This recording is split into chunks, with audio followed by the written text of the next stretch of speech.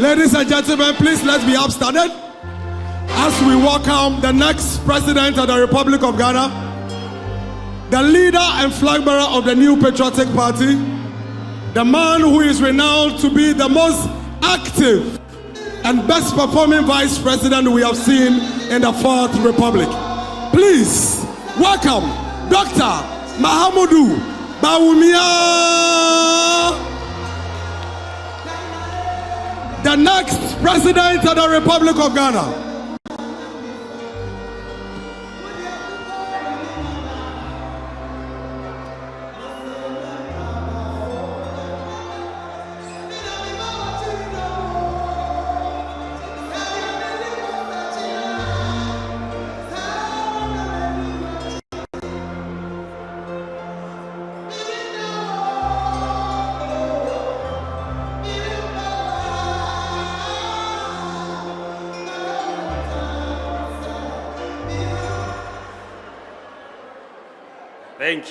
Thank you very, very much.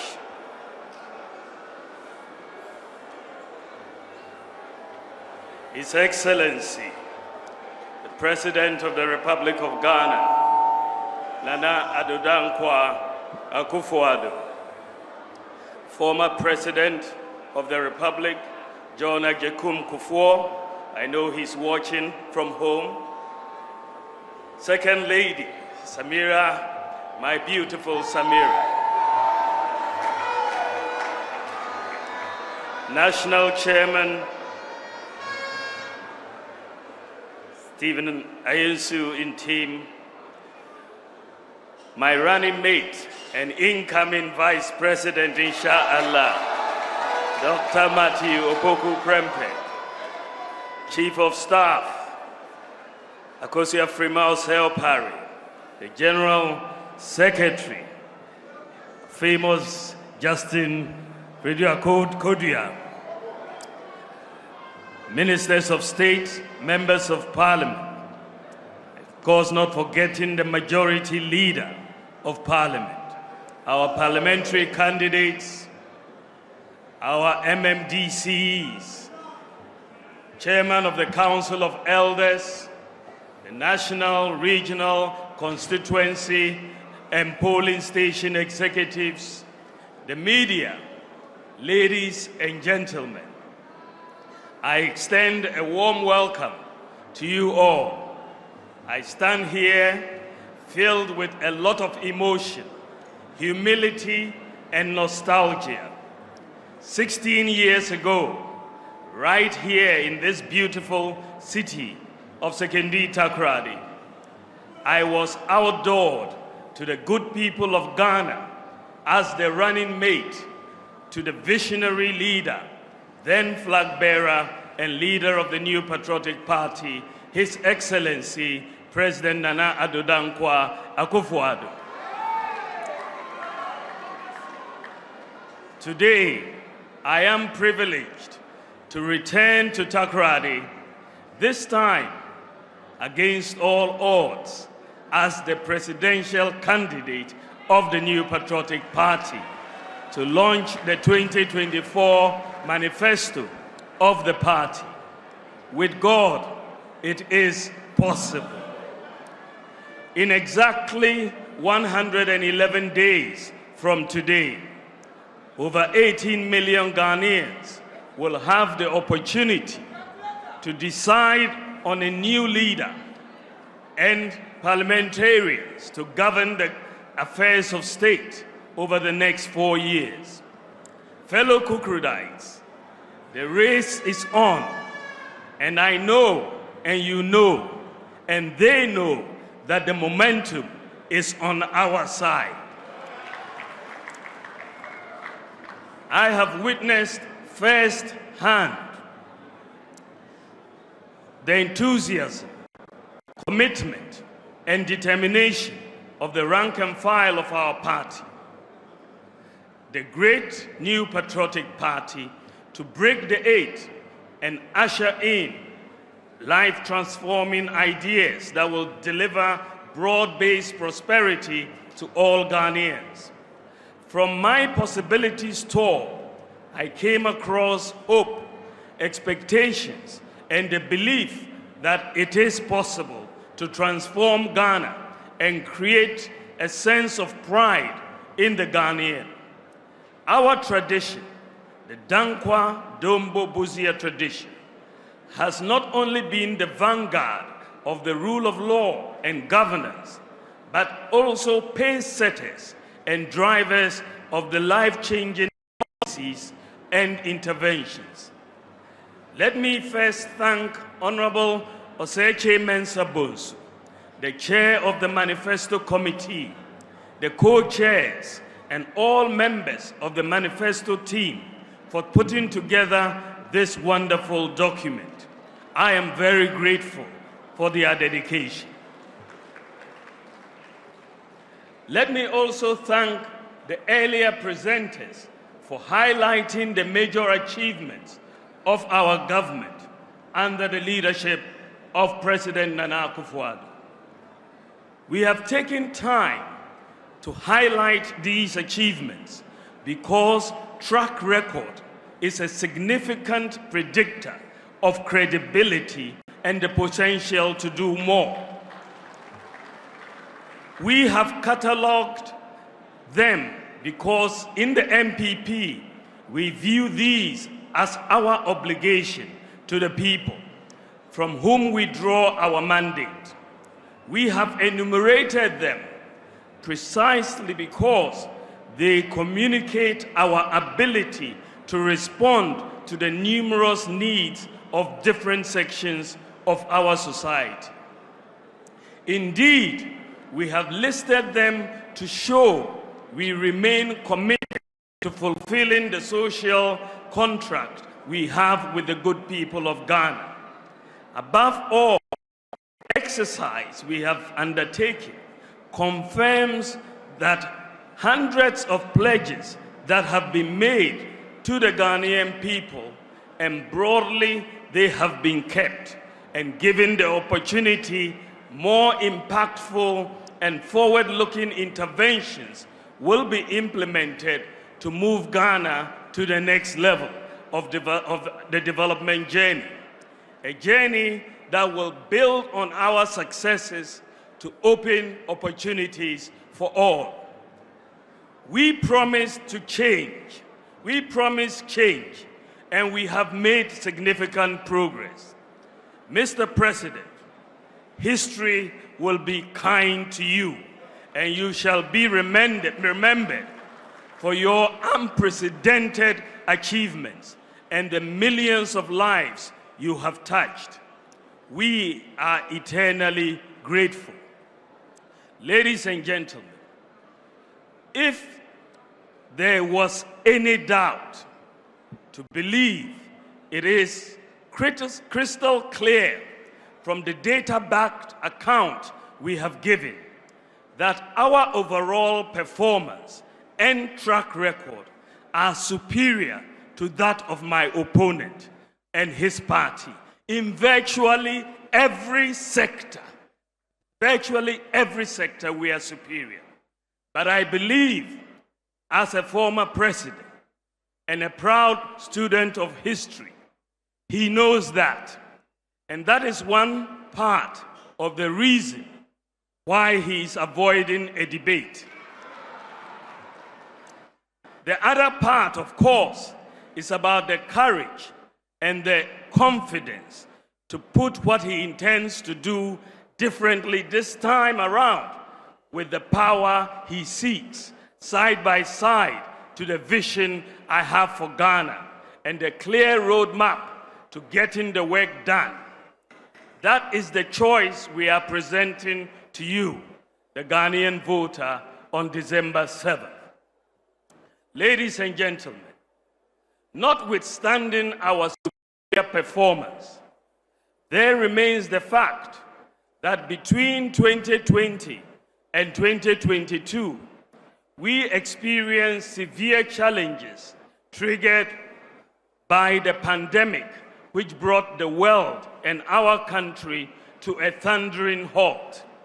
The world experienced the greatest economic depression since the 1930s, with most countries recording negative GDP growth.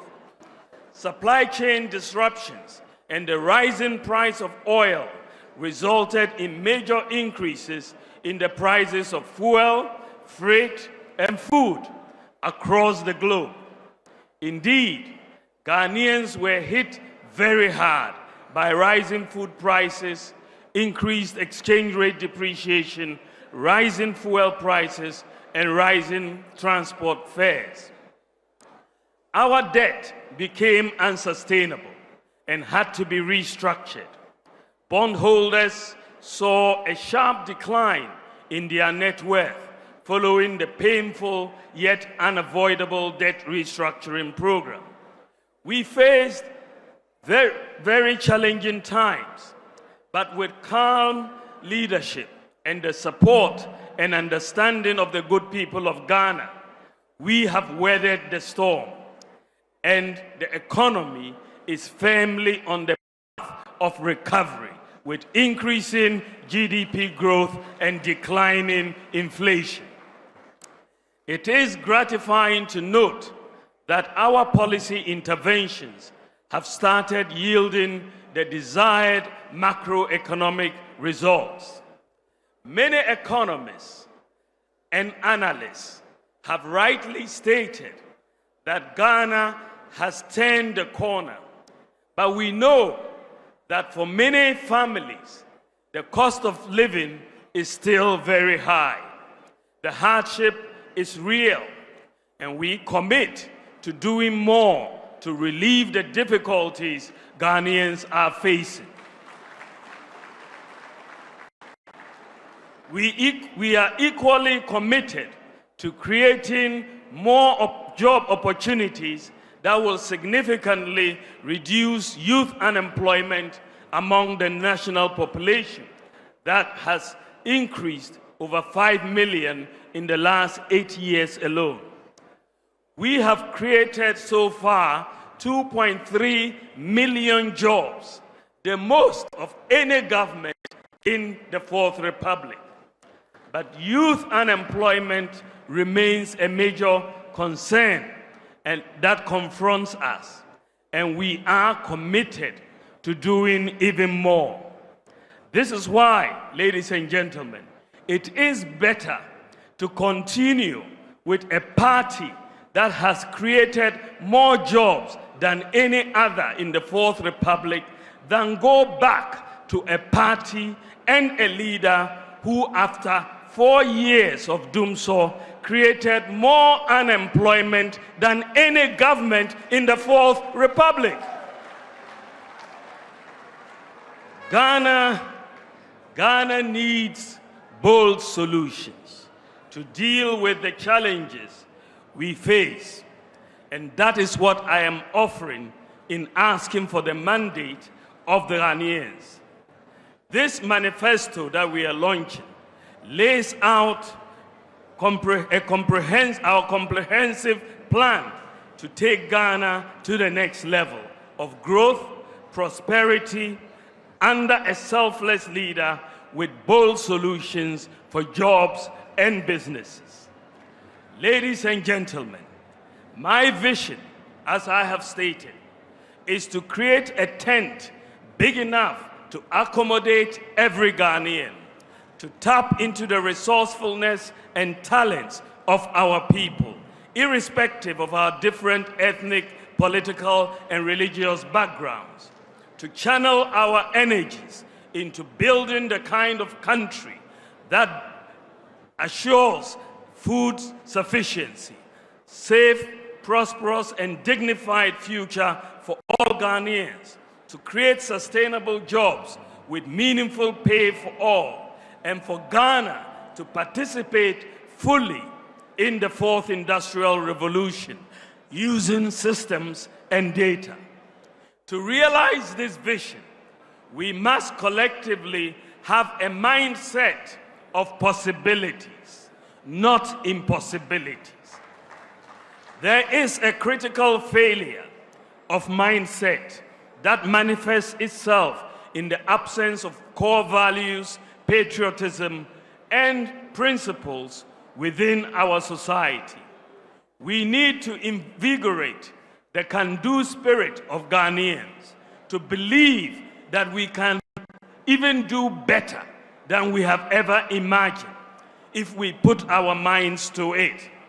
For example, students from Mamfi Girls and Prempeh College have won international robotic competitions against their peers in the US, Germany, South Korea, and so on. Recently, Dr. Angela Tabiri from Ashaiman was crowned the world's most interesting mathematician after a global competition with some of the best mathematicians in the world. The mindset of possibilities must be inculcated in our children from home and school. This is why we are going to introduce a growth mindset curriculum in our schools to help students build critical skills such as problem solving, risk-taking, opportunity spotting, and design thinking. Ladies and gentlemen, we have experienced a major economic crisis, and with your support, weathered the storm. But we are not yet where we want to be. It is therefore very important to protect and expand our rebounding economy to attain and sustain macroeconomic stability with low inflation, low interest rates, exchange rate stability, and low budget deficits. Fiscal discipline and private sector empowerment will be the key to realizing our commitment to job and wealth creation. To sustainably reduce the budget deficit and interest rates, my government, inshallah, will enhance fiscal discipline through an independent Fiscal Responsibility Council enshrined in the Fiscal Responsibility Act. The Fiscal Responsibility Act will also be amended to add a fiscal rule that requires that budgeted expenditure in any year does not exceed 105% of the previous year's tax revenue. This will prevent the experience of budgetary expenditures based on optimistic revenue forecasts which do not materialize. Ladies and gentlemen, furthermore, my government will reduce the fiscal burden on government by empowering the private sector to do more. Fundamental to building any modern, prosperous society is ensuring that access to education and health is available to all, and that there is a safety net for the most vulnerable. Under the two-term administration of His Excellency Nana Addo Dankwa Akufo-Addo's government, I can say without any fear of contradiction that no past leader has done more to uplift the poor and the vulnerable in society than my boss. We put in place new ones and expanded existing social policies and programs for the masses across Ghana, like the free senior high school, free TVET, Agenda 111, one constituency, one ambulance, expanding school feeding, national health insurance care for childhood cancer, sickle cell patients, and kidney dialysis, and so on. I pledge to you that my government will protect and deepen all these programs that several millions of you depend on. From my interactions with the people, the three top major concerns of Ghanaians are the cost of living, jobs, and roads. The 2024 manifesto of the new patriotic party prioritizes what you, the Ghanaian people, say are your priorities. The manifesto lays out a clear path of how we plan to solve these major problems, among others. That is why my government will make business and jobs our #1 priority. True to our philosophy, I believe the private sector has the capacity to provide jobs and create wealth for society. My administration will therefore incentivize and empower the private sector to do more in complementing government in the provision and management of many infrastructures and other public services. This can reduce government expenditure, increase efficiency and accountability, create competition, and improve maintenance. Yes, we have built more roads than any other government in the Fourth Republic, but we still have a lot to do. In the last 8 years, we have been deliberate in empowering Ghanaian contractors to undertake many major infrastructural projects that would otherwise have gone to foreign contractors.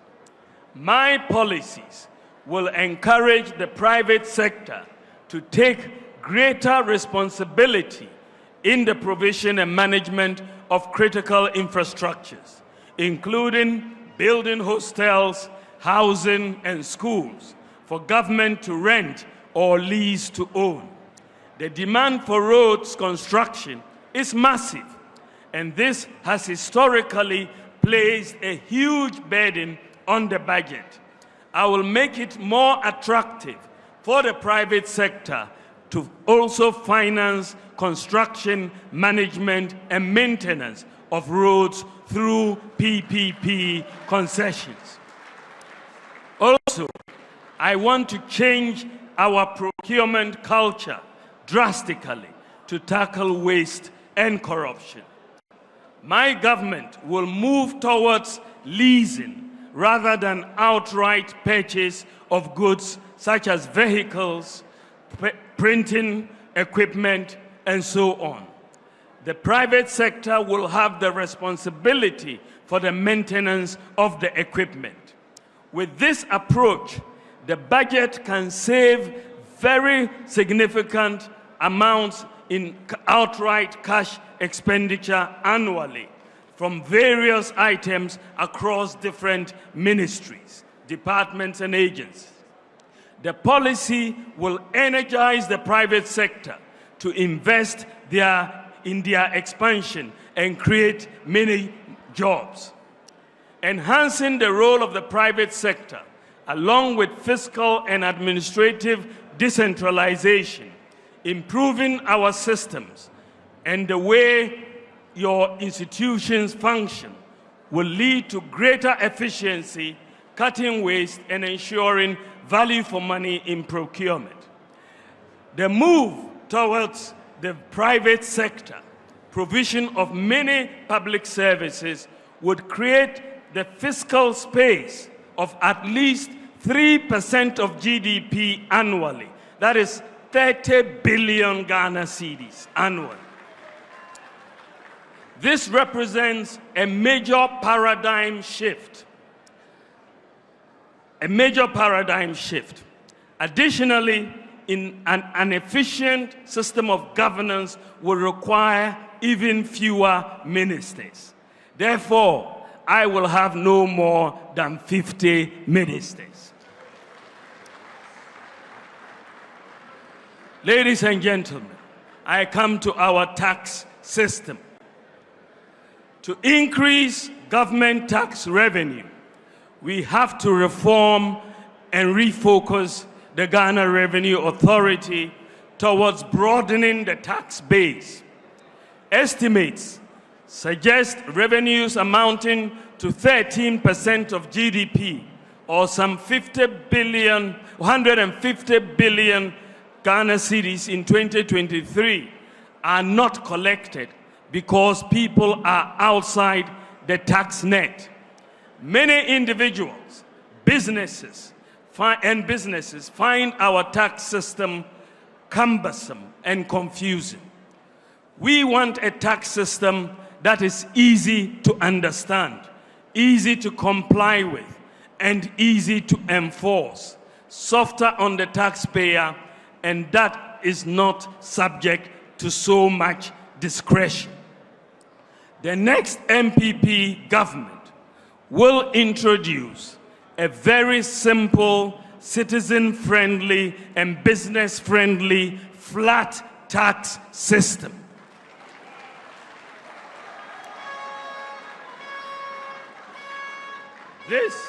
This will be the first change in our tax system since independence. No government has thought about changing the tax system, but it is the NPP party that is saying it is time for a change in the tax system. A flat tax system, and a flat tax will be of a percentage of income for individuals and businesses with appropriate exemption thresholds set to protect the poor. With the new tax regime, the tax return should be able to be completed in minutes. We will also simplify our complicated corporate tax system and VAT regime.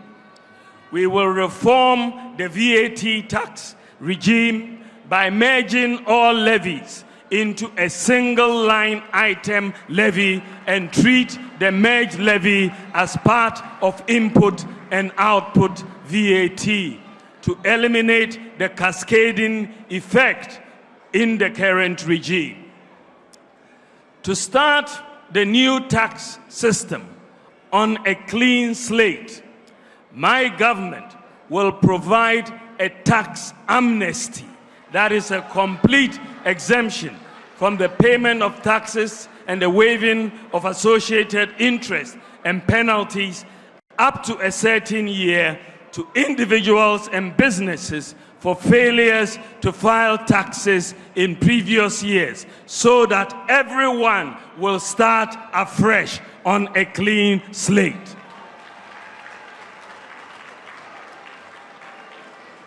In return, my government will expect the beneficiaries of this most significant gesture and such savings to be directly used in creating jobs.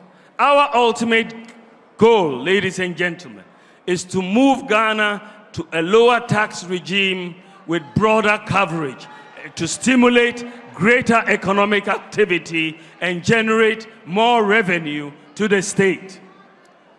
For this to succeed, tax digitalization will be implemented across all aspects of the tax administration.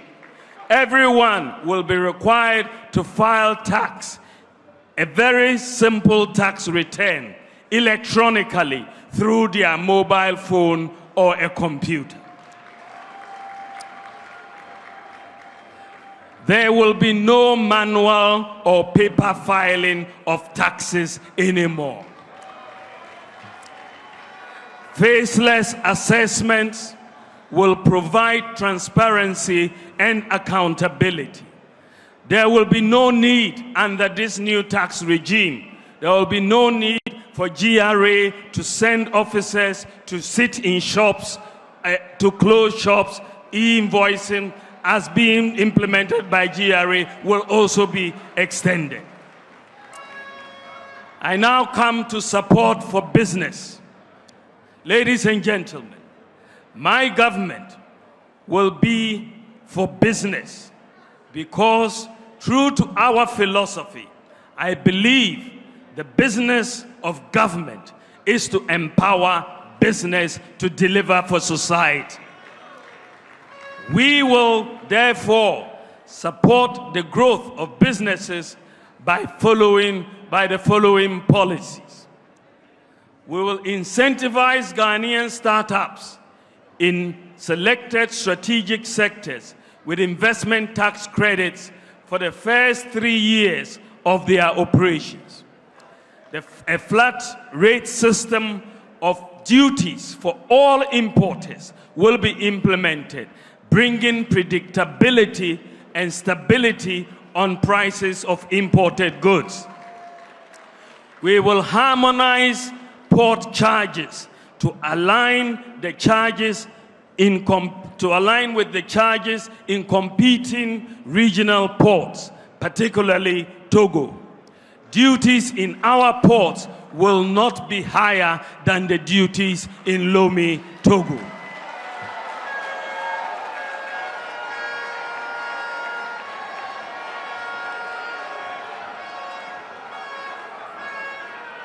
Ladies and gentlemen, very importantly, we will use the government's purchasing power to stimulate industrial expansion and business growth.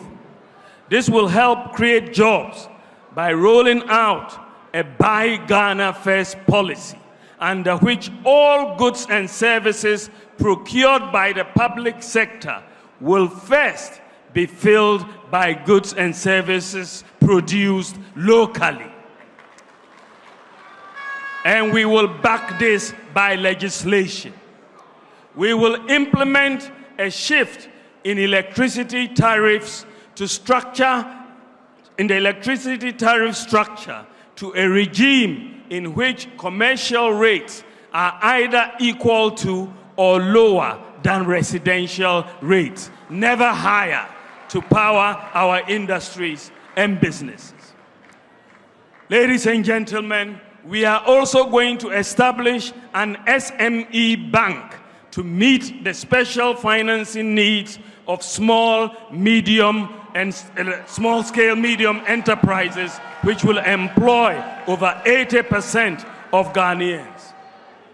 We will also complete the digitalization of land titling and registration to allow owners of landed properties to use their properties as collateral to raise capital for their business growth and expansion. We will create special economic zones in collaboration with the private sector at Ghana's major border towns such as Aflao, Paga, and Elubo to enhance economic activity, increase exports, reduce smuggling, and create jobs. Ladies and gentlemen, I come to the cost of living, reducing the cost of living. Another major priority of my government will be to reduce the cost of living. The world is facing what is commonly referred to as the global cost of living crisis. Even though the inflation has dropped by half this year, prices remain high.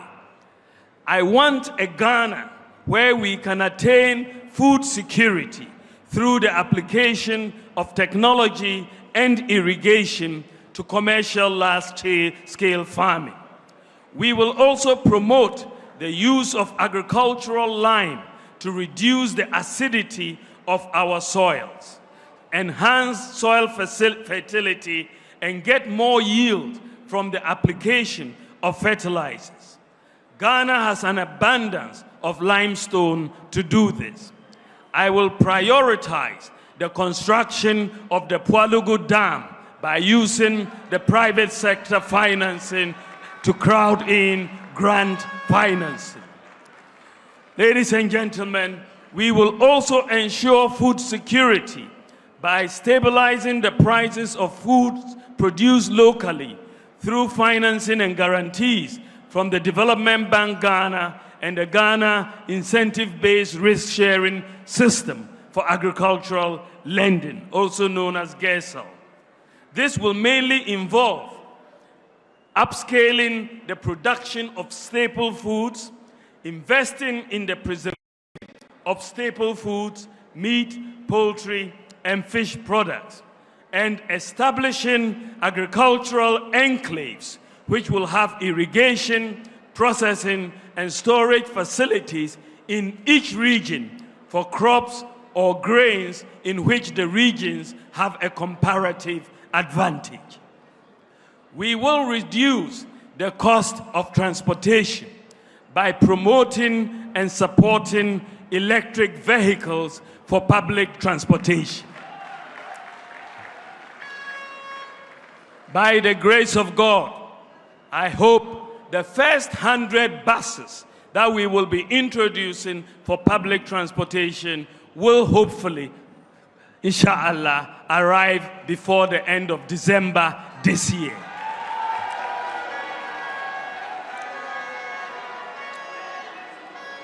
We are also going to expand the Gold for Oil program, spare parts, through the flat rate duties for all importers policy, which will bring predictability and stability on prices of imported goods.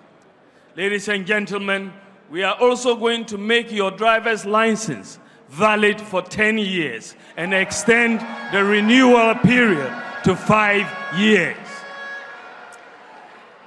Under a housing for all policy, I will also have a major focus on the provision of public housing in the same manner that Singapore did.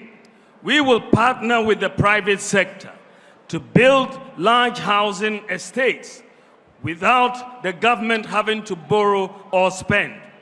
Also, the National Rental Assistance Scheme, which has worked so well with thousands of beneficiaries, will be enhanced to deal with the problem of the demands of rent advance of 2 years or more.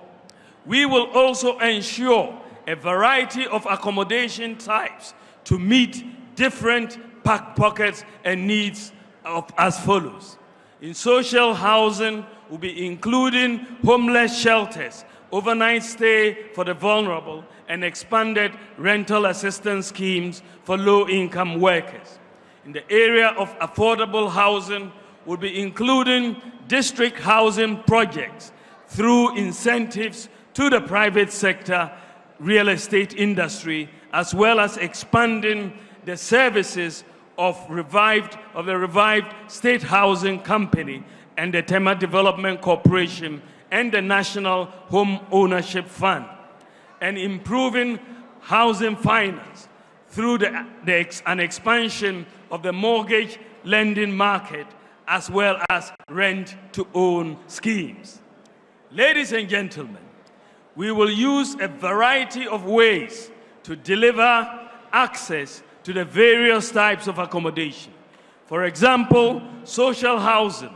We will provide public lands within our main cities to private developers, and in order to benefit, make it mandatory for them to set aside between 20% and 30% for low-income social housing units with subsidized rents. Significantly, ladies and gentlemen, improving the availability and affordability of power. We will do this by bringing on board 2,000 megawatts of solar power and incentivizing users by buying access to power they generate from their solar systems and paying with free electricity from the national grid when they need power through net metering. We will continue to make accessing services easier. For example, once you have a Ghana card, all public organizations will not be required to collect your basic data. They will have all that data. They don't need you to fill any forms because all of it is on your Ghana card. Ladies and gentlemen, I want to build a Ghana where we leverage technology, data, and systems for inclusive economic growth. I want to build a Ghana into a world-class digital economy. I want to build a Ghana where we apply digital technology, STEM, robotics, and artificial intelligence for the transformation of agriculture, healthcare, education, manufacturing, fintech, and public services delivery. As part of this process, it is my goal to eliminate the digital divide by achieving over 90% internet penetration within the first 4 years of office. We have already made very significant progress in this direction by increasing internet penetration from 34% in 2016 to some 70% by 2023. The task in the next 4 years is to move from 70% to over 90% as exists in the advanced countries. It is possible.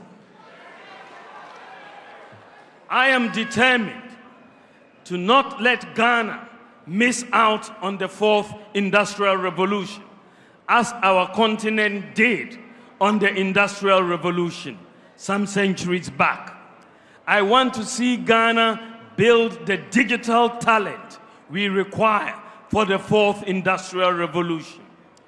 This will mean providing digital software skills to hundreds of thousands of youth.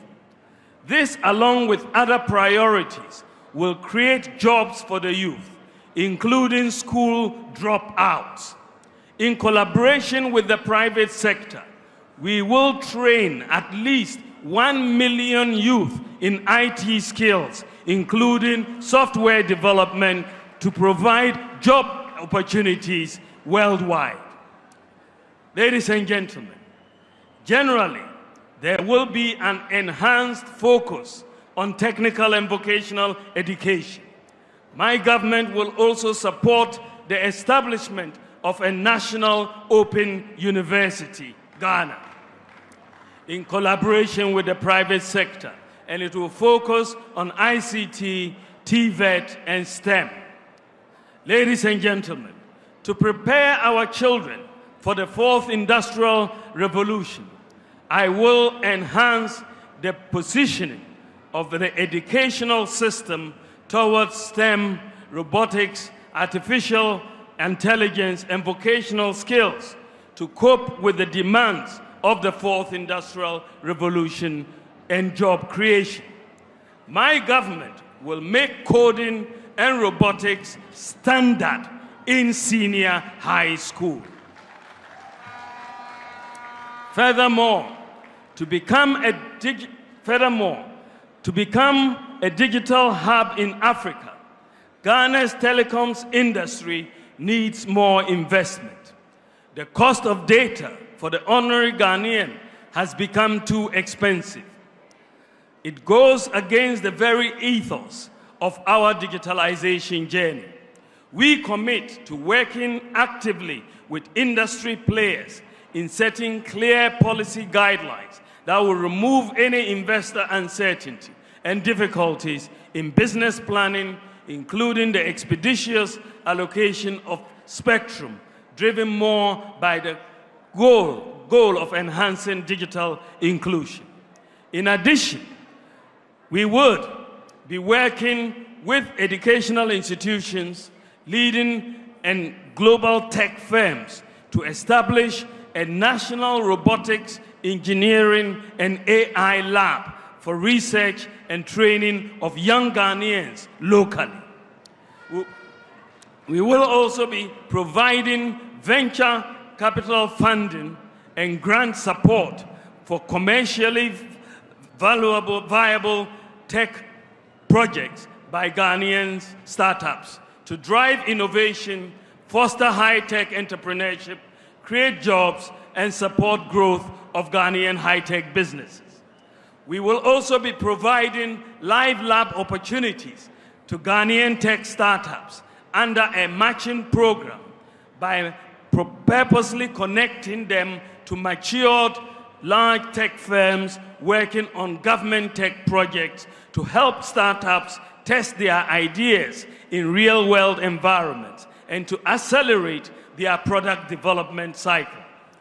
We will also be working with the Bank of Ghana to significantly expand our regulatory sandbox to admit more fintechs as well as regional fintechs. This will position Ghana as a multi-regulatory, multi-jurisdictional sandbox for financial payments interoperability. We will also be establishing a fintech fund with a seed capital of $100 million US.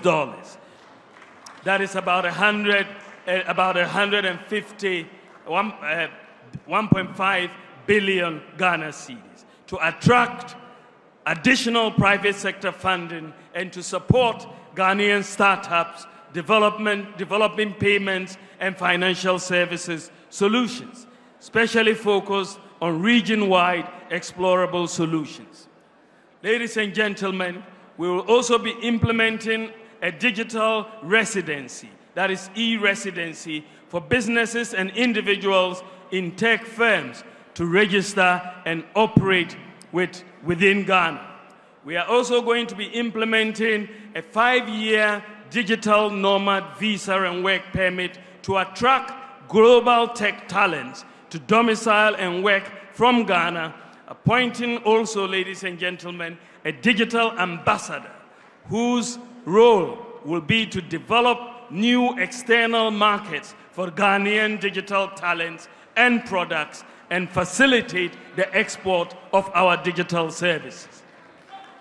Ladies and gentlemen, we'll also be implementing comprehensive data interoperability across government platforms to enhance transparency and streamline services. We will be pushing further Ghana's leadership, led by my boss, Ghana's leadership role in achieving cross-border mobile money interoperability among other payment systems within the AfCFTA to enhance buying and selling within Africa's 1.4 billion consumer market. Ladies and gentlemen, we will also be creating a marketplace to streamline public sector procurement. As a result of the increase in fiscal space from the tax and expenditure measures we are going to undertake, we will be in a position to enhance the digital economy by abolishing the e-levy as well as taxes on mobile phones. We are also going to ensure in this digital economy that we are building that the Ghana card will not be required, that for any person who holds a Ghana card, you will not be required to fill a form to get a passport. You will just be required to pay your fee because all the information is on the Ghana card. Ladies and gentlemen, working with industry players, we intend to make Ghana a world-class digital economy and a digital hub of Africa. I now come to our natural resources. Ladies and gentlemen, as president, the next NPP government will turn Ghana into a golden age for the maximization of the benefits of our natural resources like gold, lithium, bauxite, and so on. The key to doing this is value addition and Ghanaian ownership. As we have started with lithium, we need a new paradigm in a natural resource contracts that sees more of the benefit accruing to Ghana. Some of the key policies that we will implement to maximize our benefits from our natural resources include formalizing and regularizing and regulating environmentally sustainable small-scale mining. Our goal would be to help grow the small-scale mining companies into large-scale mining companies with the capacity to building and assisting them to access financing to acquire equipment. In line with this, we will license all miners doing responsible mining. District mining committees, including our chiefs, will provide initial temporary licenses to the miners. Every Ghanaian in small-scale mining will register under the Ghana Small-Scale Miners Association with their Ghana card. We will, in collaboration with the large mining companies, convert abandoned shafts into community mining schemes. We will also open new community mining schemes, and district mining communities will be responsible for reclamation and replanting. We will also set up state-of-the-art common user gold processing units in mining districts in collaboration with the private sector. We will also conduct an audit of all concessions with various licenses and new applications. This will allow government to know licenses that have expired and non-compliance with the existing license conditions are in non-compliance. My government will establish, in collaboration with the private sector, a minerals development bank to support the mining industry. My government will also reduce the minerals export tax to 1% to discourage smuggling and encourage more production. We will establish, through the private sector, a London Bullion Market Association certified gold refinery in Ghana within the next 4 years. Following the establishment of this refinery, all the responsibly mined gold in Ghana produced by the small-scale sector will be sold either to the central bank, PMMC, or MIF. We will make available proven reserves data from the Geological Survey Authority to small-scale miners to help deal with the associated problem of trial and error digging for gold, which destroys our environment. Once the data is available, the small-scale miners will know exactly where the gold is. And so they don't have to do trial and error. They'll go directly to where the gold is, and the environment will not be destroyed.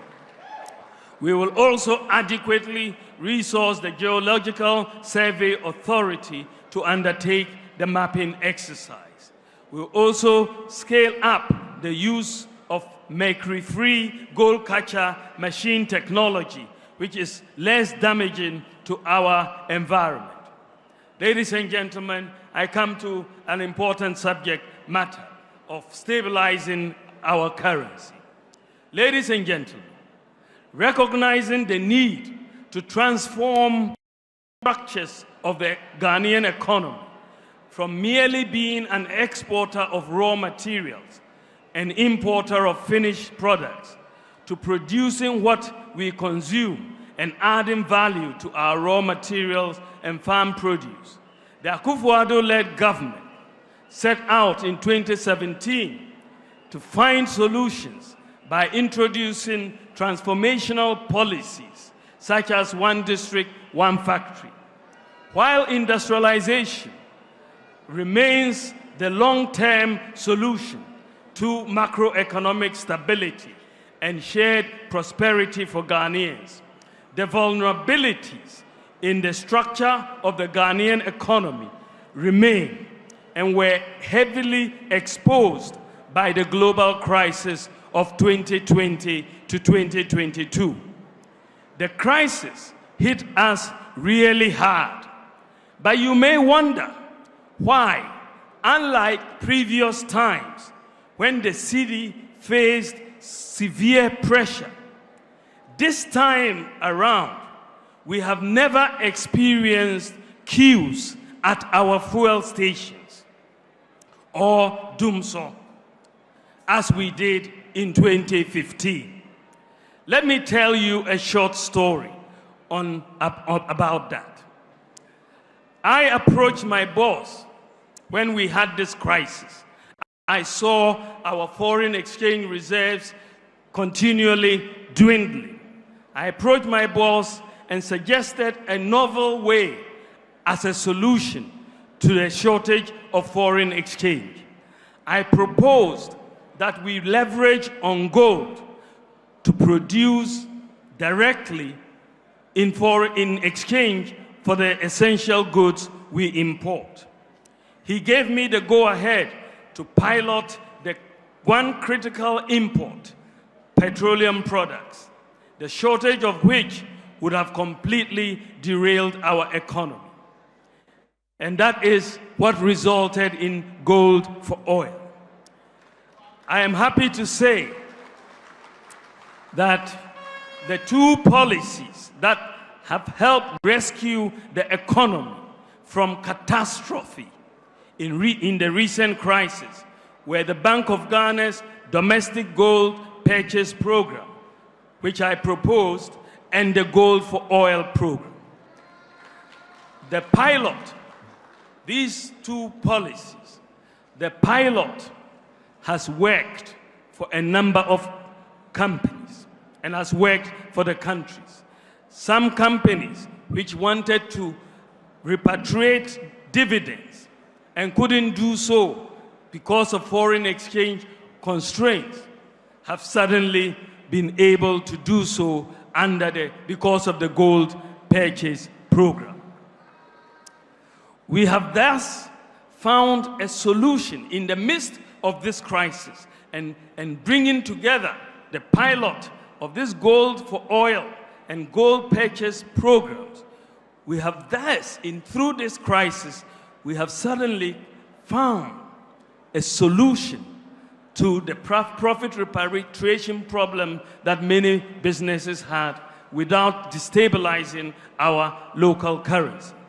This also brings major comfort to foreign investors operating in our countries.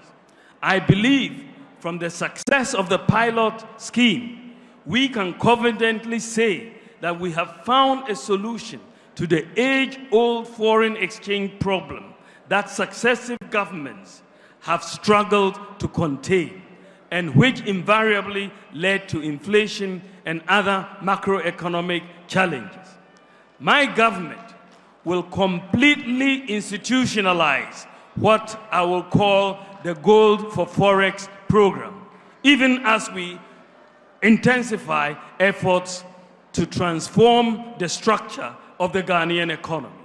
Simply put, the domestic gold purchase program is a policy which allows the Bank of Ghana to boost our foreign exchange reserves by buying locally produced gold with cedis. Gold purchases from this program alone amounted to $5 billion in the last couple of years. With Ghana's unexplored gold reserves estimated at 5 billion ounces, with a market value of $10 trillion US, my government will ramp up the gold purchase program to cover all major forex demands. We will cover all major forex demands with the gold purchase program. Put simply, if, for example, a company wants dollars, we will take their cedis and we will buy gold and we will give them their foreign currency. The gold purchase program will therefore provide the anchor that our local currency has always lacked.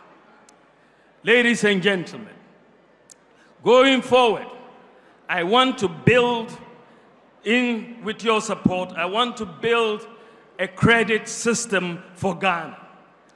In the advanced economies, workers are able to easily access credit to purchase items such as televisions, cars, mobile phones, and houses. They are able to do so because the credit system over there works, and it is supported by individualized credit scoring by the credit rating agencies. In the advanced countries, people are able to obtain mobile phones for free under a contract arrangement with the telephone companies. But people with the impossibility mindset don't understand that these things are possible. In Ghana, such a credit system is yet to develop, and therefore life is harder for our workers. It is our goal to make it easier and cheaper to access credit by leveraging our data and our systems, such as the Ghana card, the Ghana Post GPS, mobile money interoperability, Momo accounts, DVLA, GRA data, bank accounts, and so on, to build an efficient credit system and a mortgage market in Ghana underpinned by an individualized credit scoring system and the digitalization of land titling and transfer. We look forward to starting individualized credit scoring in Ghana this year, in 2024. And this will make it easier for Ghanaians to access credit at lower interest rates. My promise to you is that soon, you in Ghana will no longer have to save before you are buying what you need. You can buy it on credit and pay small, small, small, like they do in the advanced countries. In the area of public infrastructure, we will, to reiterate, partner the private sector to finance, build, and rent or lease to own to government public infrastructure, including schools, housing, water, and roads, as well as equipment. We will revive and resource, including modern equipment and state-of-the-art workshops, the Public Works Department, PWD, to be the primary government agency responsible for maintenance of public infrastructure across the country. We will fully implement and expand the District Road Improvement Program, under which the local governments have been supplied with equipment to help maintain roads in their districts. This District Road Improvement Project was the brainchild of the NPP government and not anybody else. We have brought it, and nobody should try to claim credit for it. Through partnerships with the private sector investors, we'll develop the railway network across the country based on the master plan with strategic focus on the western and eastern lines in the medium term. These two lines are of high economic importance and will be prioritized for development and completion under my government by the grace of God. The eastern and western railway lines. We will facilitate the establishment by the private sector of a maintenance, repair, and overhaul facility at the Tamale Airport to develop into an aviation cargo, horticultural cargo, and logistics hub. We will also commence the development of the much talked about by us in our last manifesto, the development of the Cape Coast Airport, for which funding has been secured under the Korean $2 billion facility, which will serve both the central and the western regions. In collaboration with the private sector, we will also build an airport in the Upper East region.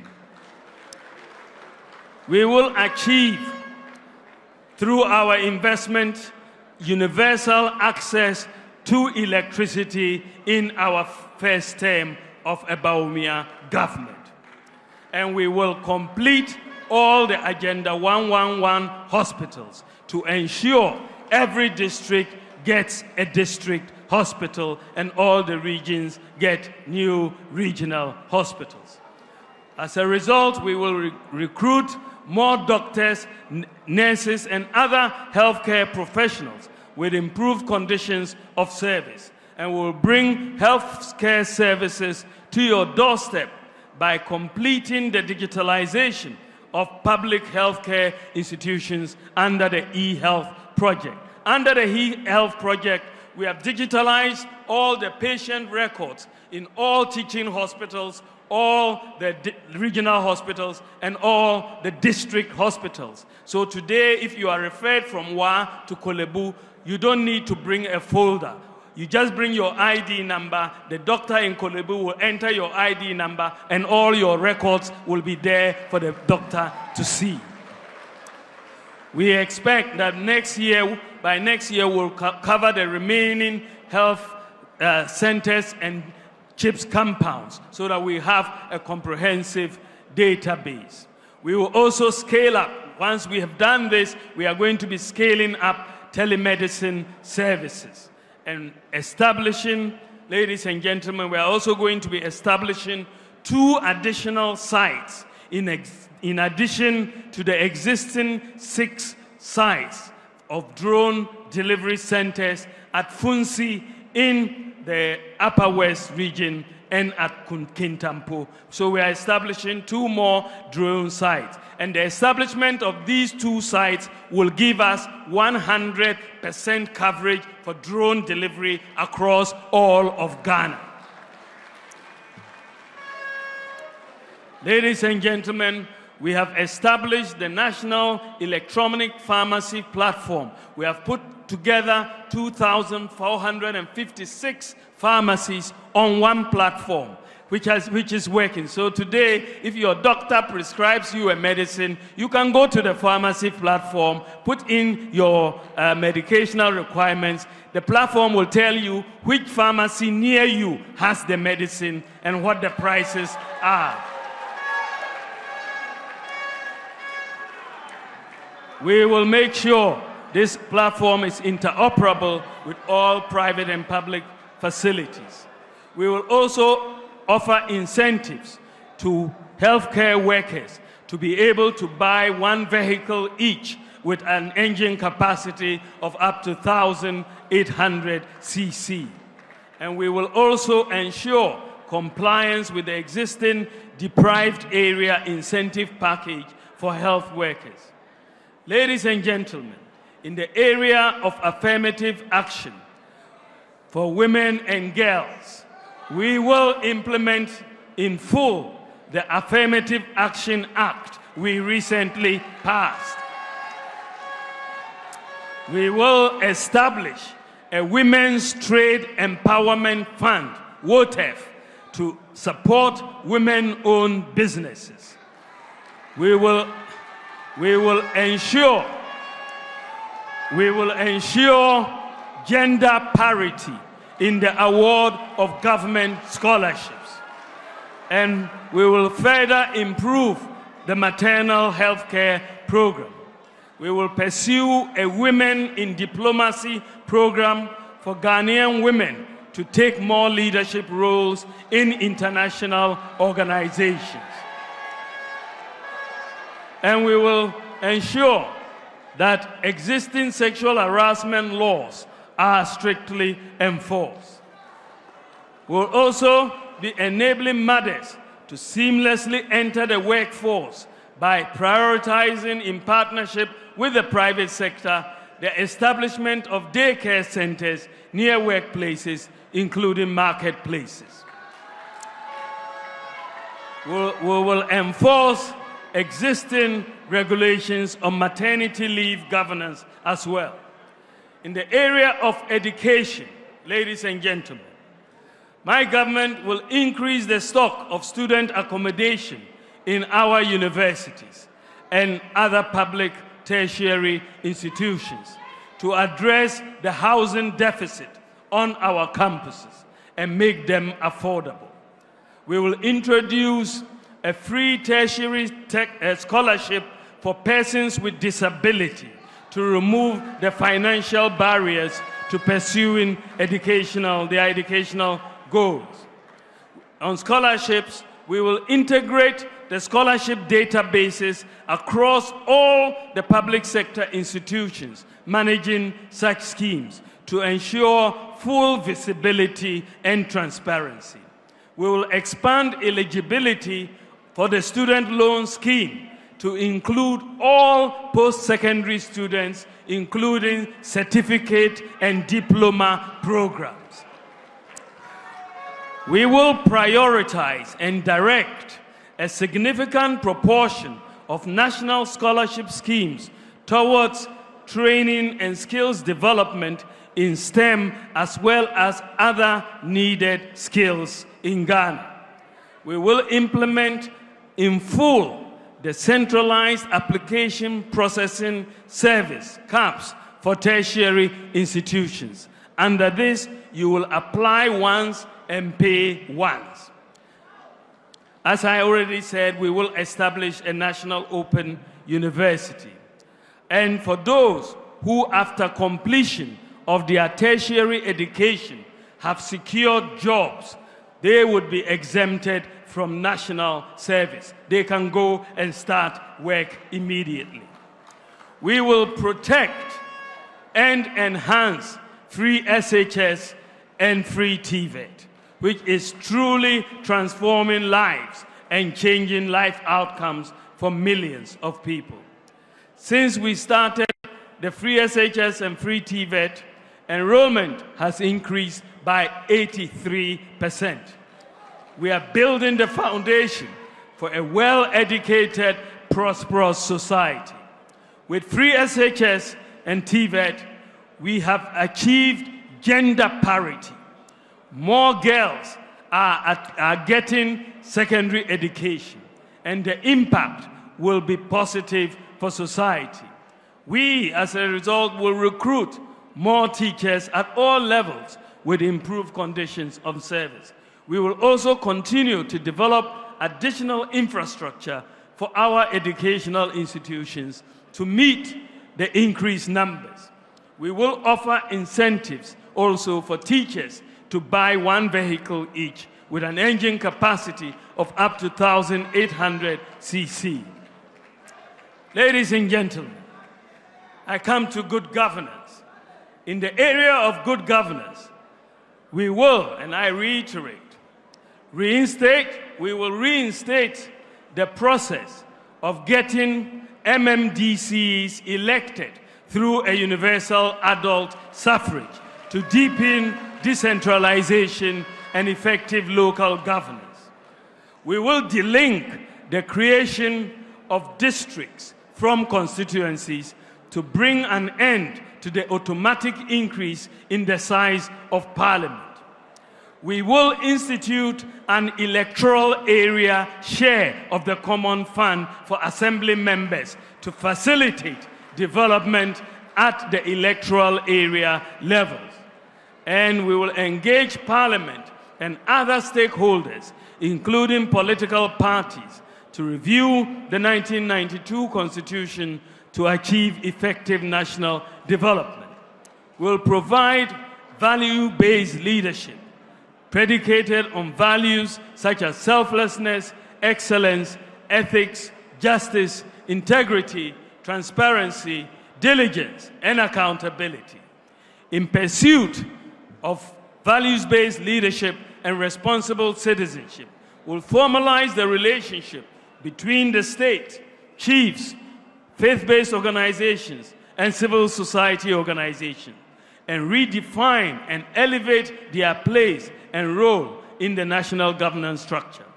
We will formally designate faith-based organizations as development partners who are entitled to similar incentives.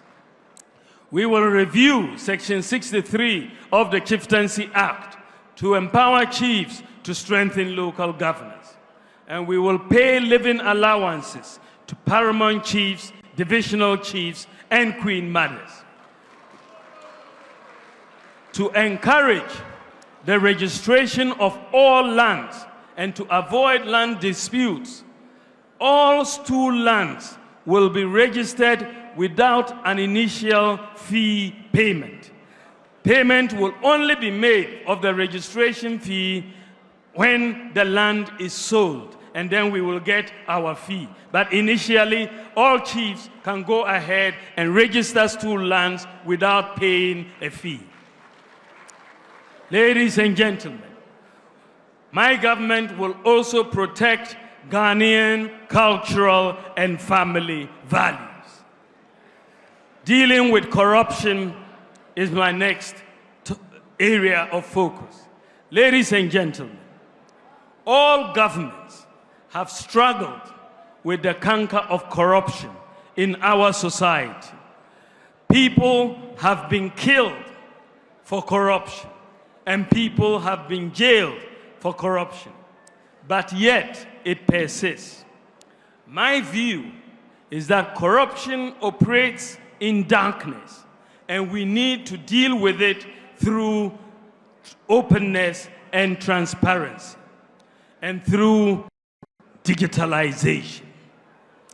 Our approach so far has been to deal with corruption after it occurs. My approach to deal with is to deal with corruption before it occurs. Digitalization is the vehicle. The Ghana card has enabled us basically to eliminate ghost workers from the Controller and Accountant General payroll, also from the SNIT payroll and the National Service payroll. Using the Ghana card and the elimination of ghost workers in SNIT and the National Service Scheme, we have saved 800 million Ghana cedis in just these two institutions. One of the most potent weapons against corruption is transparency. Many corrupt activities are cash-based.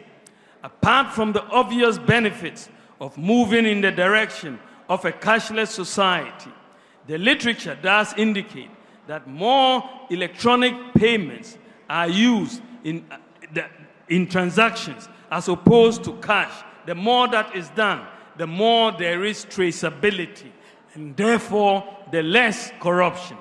I would like to bring Ghana close to a cashless economy in the shortest possible time. So far, the Bank of Ghana has made a lot of progress in this direction by putting in place a lot of payment systems and infrastructure. These include mobile money interoperability, merchant interoperability, the universal QR code payment system, the GH-Link debit card, eSwitch, Ghana Pay. We have put in place the necessary infrastructure to go cashless as a country. Recently, the Bank of Ghana has completed a pilot of the digital version of the Ghana cedi in Sefwiwi also. This is known as a central bank digital currency, or the e-cedi. The e-cedi is designed to work online and offline and will be launched by the Bank of Ghana in due course.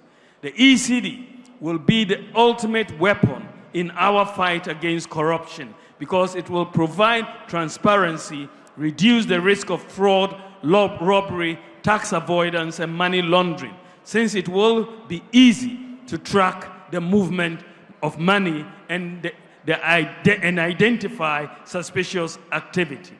The e-cedi will quicken the pace of Ghana's move towards a cashless or a near cashless society. We will also, ladies and gentlemen, implement blockchain technology and smart contracts for secure data exchange and transparent government services. Employing a distributed ledger technology improves transparency and efficiency. This will make all government transactions permanently traceable and not subject to alteration. I want Ghana to be the first country in Africa and one of the few in the whole world to become an all-government blockchain government. Ladies and gentlemen, in the area of care for the elderly, we will pass the An-Aging Act for the care and protection of the elderly. We will promote geriatric care training programs to address the growing need for elder care. We'll implement policies on the establishment of home care, nursing homes, and rehabilitation services, including assisted living and old age community living. We will create elder-specific social assistance schemes to cover those not currently covered by existing programs such as LEAP. In the area of the environment, ladies and gentlemen, we will enhance the protection of our forests and biodiversity hotspots. We will restore our forests through a reforestation program by targeting 30,000 hectares of degraded areas for reforestation and plantation development annually, establishing 1,000 hectares of bamboo and rattan plantations annually for watershed protection and plantation development. We are also going to be providing tree seedlings and plantation suckers in a minimum of 1,000 communities to enhance national reforestation and plantation development programs.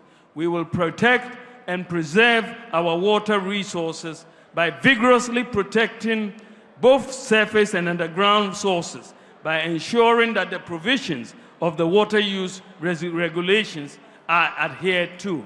We'll protect transborder water sources, notably the Volta River, and we effectively manage all water basins in Ghana. With our mining policy, we believe that we are going to be able to deal with galamsey, and that will help us protect the environment. Ladies and gentlemen, in the area of sports, the creative arts and tourism, we will use tax incentives, including a flat tax, to incentivize private sector investments in sports, tourism, and the creative arts.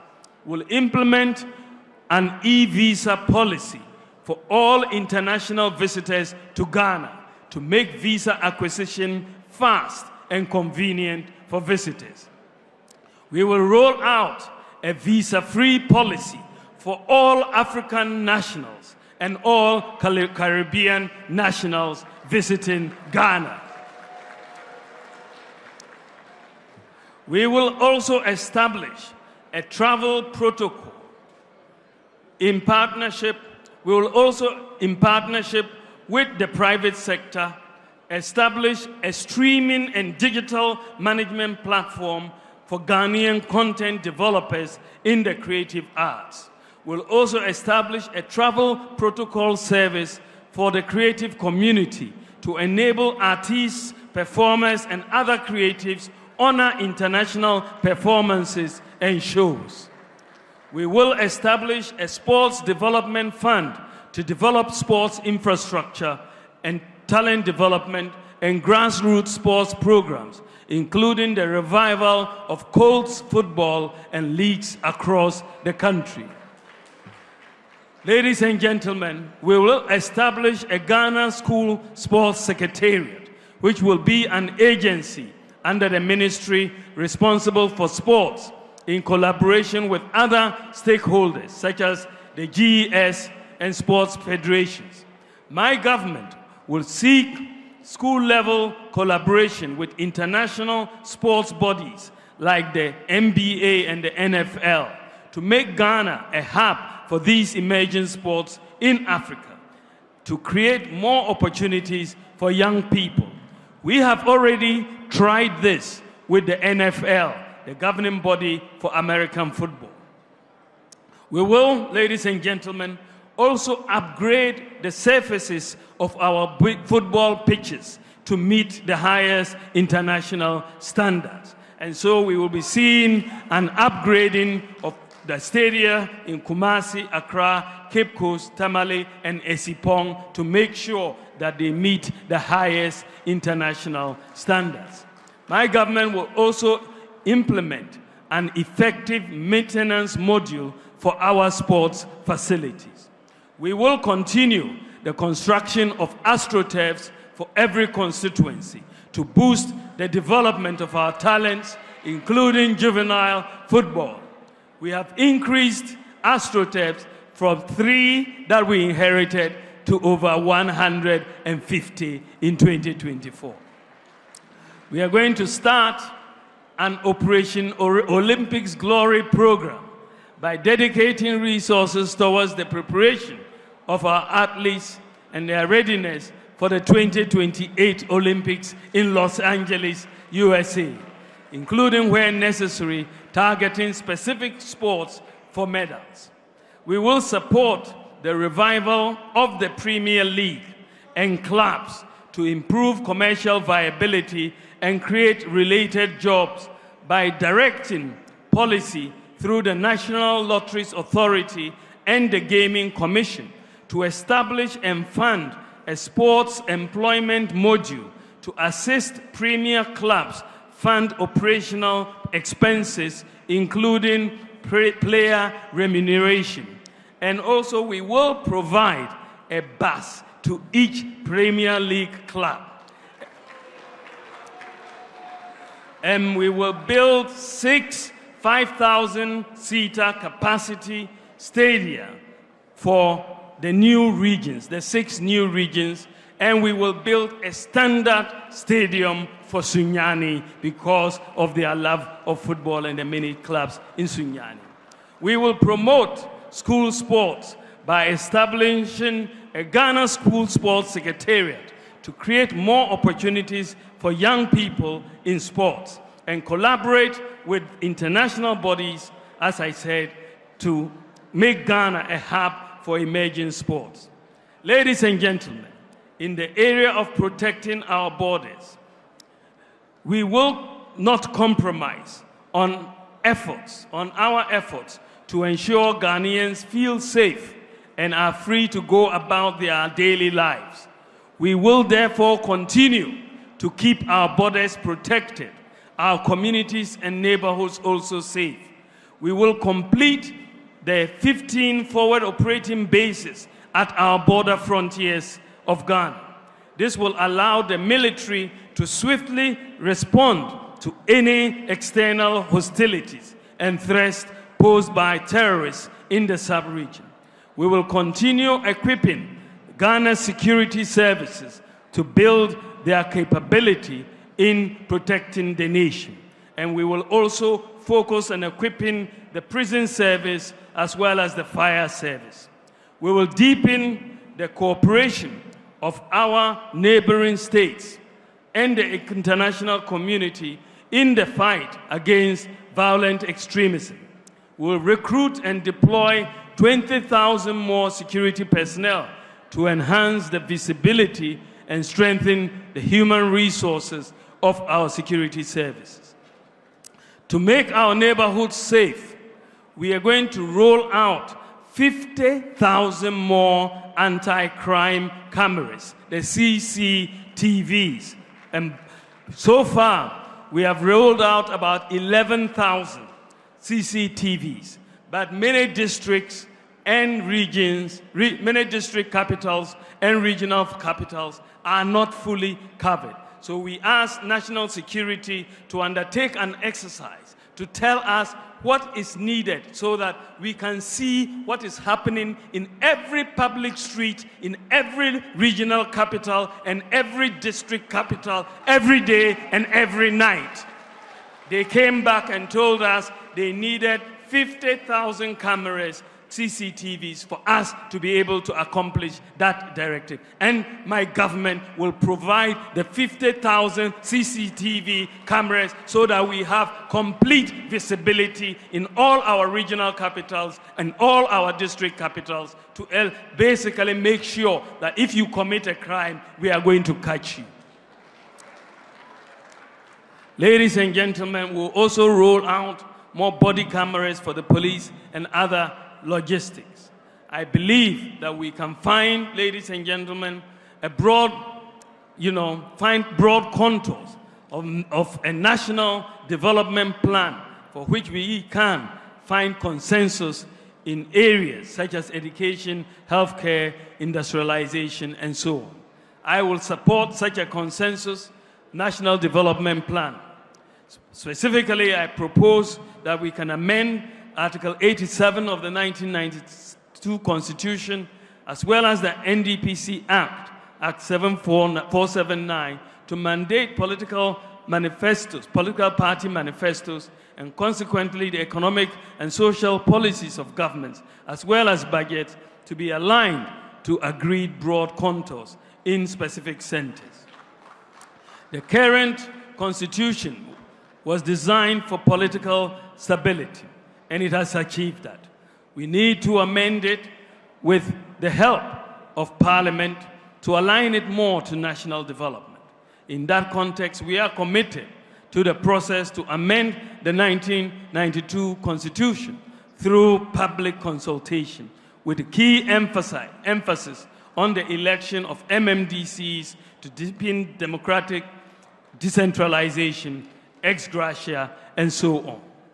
Ladies and gentlemen, I want to build a nation that cares for and invests in the vulnerable, like persons with disabilities, the aged, the street kids, the lepers, cerebral palsy patients, and so on. In cooperation with faith-based institutions and the private sector, my government will also focus on special needs. To start with, we will recruit 1,000 special needs teachers and retrain teachers on how to work with special needs students. We will also train more speech and language therapists and occupational and behavioral therapists.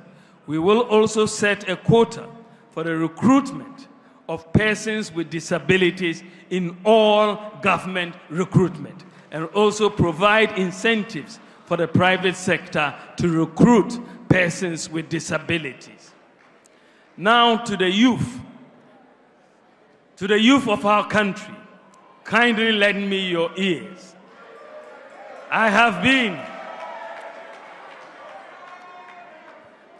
been to you, and I have listened to your concerns and soaked your aspirations. I want to assure you that I am for you. Our nation is at a crossroads. We are preparing to elect a new president in December 2024, and I believe I will serve you better as your next leader. I am a problem-solving leader. In the last 7 years, I have, with the blessings of President Nana Akufo-Addo, led and championed initiatives to address some of the fundamental problems in the public service delivery area.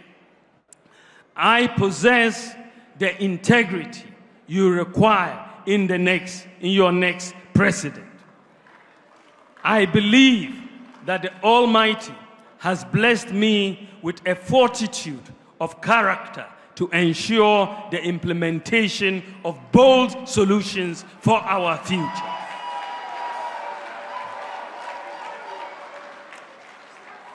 My track record of public service and in international development is public knowledge. My entire career, from academia through to the Bank of Ghana, the African Development Bank, and my current role as Vice President, has been anchored on competence, diligence, and efficient and effective management skills that have contributed to my ability to see projects through to completion. I am determined to make your future my business if you give me the mandate to serve you. My proven ability to manage and deliver results professionally and transparently sets me apart from the rest in the race. As an experienced professional with unblemished national and international credentials. I am ready to bring that expertise to bear on national governance with the sole motivation to transform. The NPP delegates resoundingly gave me the mandate to lead the party based on my performance and the delivery of major signature projects and programs and vision. Given these and my verifiable personal integrity, I humbly ask you, ladies and gentlemen, that you hand the steer to me.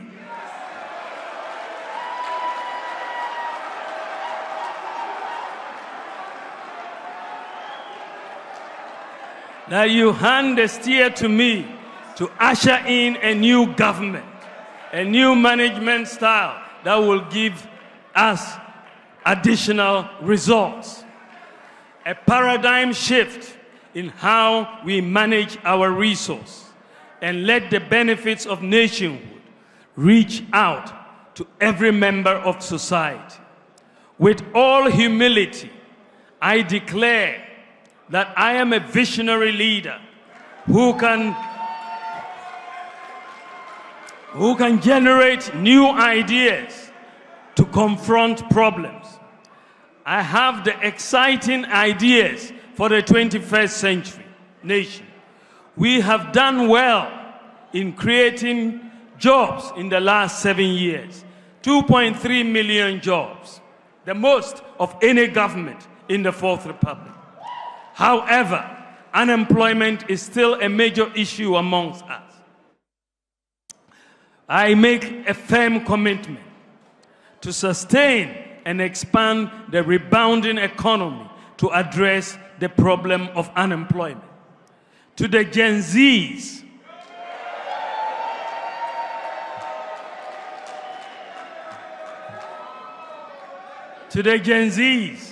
I am well plugged into the new world you belong.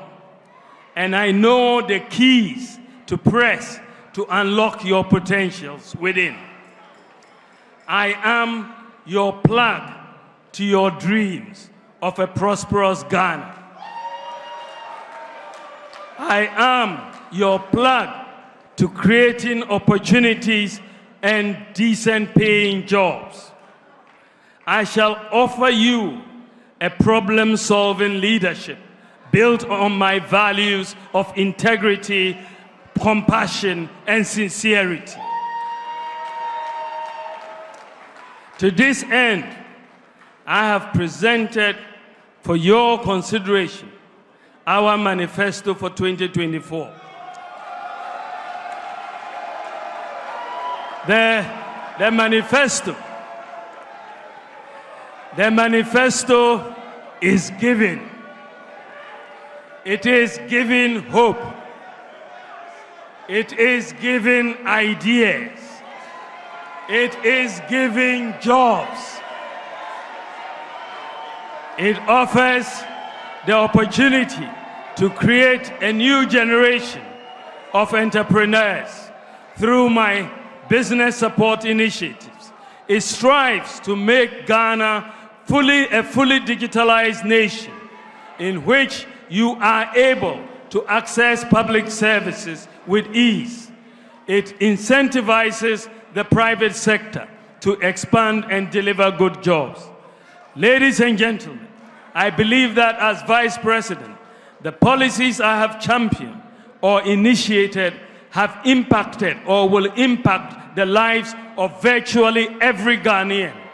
I have, with the full blessings and support of my boss, promised and delivered on many groundbreaking policies that are happening for the first time in our history.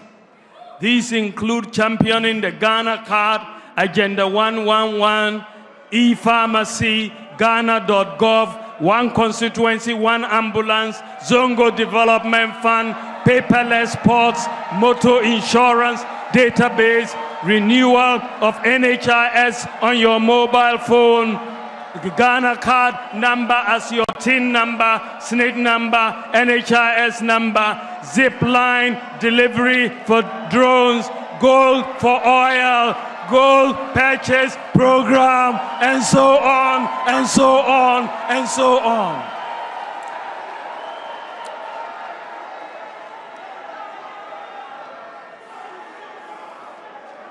Through, ladies and gentlemen, through the successful implementation of these policies, I have proven to be a problem solver and a promise keeper. Ladies and gentlemen, in conclusion, the choice Ghanaians face in 2024 fundamentally is a choice between a brighter future and a bleak past. As I noted in my presentation at UPSA in February, we have to ask ourselves a number of questions in making that choice. If you want someone you can trust to come up with innovative and impactful ideas to transform Ghana, then it is Dr. Bawumia.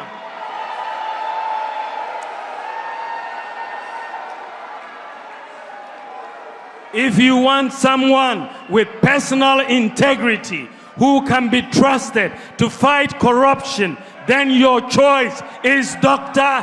Bawumia.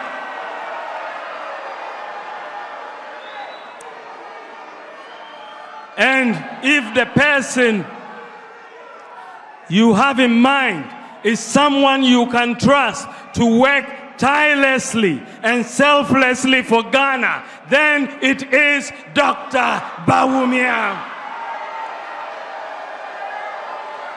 If you want a leader with a proven record who you can trust to create jobs for the youth, then it is Dr. Bawumia. If you are looking for the man who has the vision and the commitment to prepare Ghana for the fourth industrial revolution, the digital revolution, then it is Dr. Bawumia. If you are looking for the man who is more committed to protecting and using the natural resources for the benefit of Ghanaians, then the answer is Dr. Bawumia. Who will be more accountable to Ghanaians? A one-term president like my opponent, or a person who can look to a long-term development of Ghana, because he will return to you after 4 years to render an account for the long term? It is Dr. Bawumia. Who can you trust? Who can you trust to protect free senior high school education? The answer is Dr. Bawumia. Who has demonstrated to the development, who has demonstrated a commitment to the development of deprived communities like our inner city communities and the Zongo communities? It is Dr. Bawumia. Who can you trust? Who can you trust to provide bold solutions to improve our economy, create jobs, and improve social protection? It is Dr. Bawumia. Ladies and gentlemen, I am determined to make a difference. 7 to 8 years from the challenges and the priorities we have tackled, from the successes we have chalked, to the hard work to succeed with you on the priorities that I have laid before you today. I will work for you, with honesty and integrity, with wisdom and decisiveness. I have clarity of mind as to what I want to do from day one as president. I will not ask you for a honeymoon to cool off and think about what to do with the responsibility you give me. I am prepared and ready to serve. You know what I stand for. You know my vision. I believe in the ingenuity of the Ghanaian. Together we can succeed in building a progressive society of possibilities, enterprise, compassion, open opportunities, and shared prosperity for every Ghanaian, born rich or poor, born in the north or the south, born Christian or Muslim, born a girl or a leper or a boy, a leper or a disabled person. I have never been president of Ghana before. I am presenting myself to you for the first time to ask for your precious vote to serve you as your president and to continue the development agenda of the NPP. When you make me president, inshallah, I will implement my own vision that I have outlined. In all humility, I will ask you to give me the opportunity to become one of the most impactful presidents in Ghana's history. In conclusion, dear Ghanaians, what I have presented today are just highlights of our manifesto. There are many more details and policies that are found in the full version. I implore you and entreat you all to read the full manifesto.